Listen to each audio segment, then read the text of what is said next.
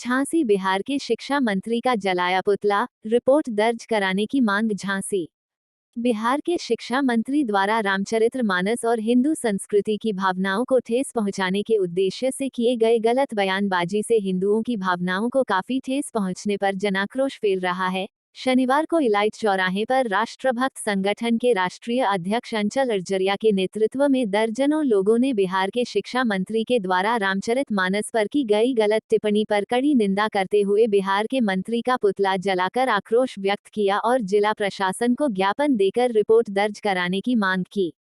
इस दौरान अंचल ने बताया कि बिहार के शिक्षा मंत्री ने गलत बयानबाजी कर हिंदू भावनाओं को भड़काने का काम किया है, जिससे जनाक्रोश बना हुआ है। इस दौरान दर्जनों कार्यकर्ता मौजूद रहे। झांसी से राहुल उपाध्याय की रिपोर्ट। आज हम लोगों ने चंद्रशेखर, जो बिहार के शिक्षा मंत्री हैं, जिनके द्वारा उत्तरकांड रामचरितमानस की गलत व्याख्या की गई है, उस संदर्भ में उनका पुतला दहन किया। उनके खिलाफ में FIR लिखाने की तहरीर दी गई है। और यह पुतला दहन चूंकि काकभूषुंड जी को ने अपने गुरु का अपमान किया था पूर्व जन्म में, उसको लेकर के भगवान शंकर उनसे नाराज हो गए थे और उनको अधम अर्थात नीच बनने का वरदान दे दिया था, जिसके कारण उन्हें कौआ की प्रजाति में आना पड़ा।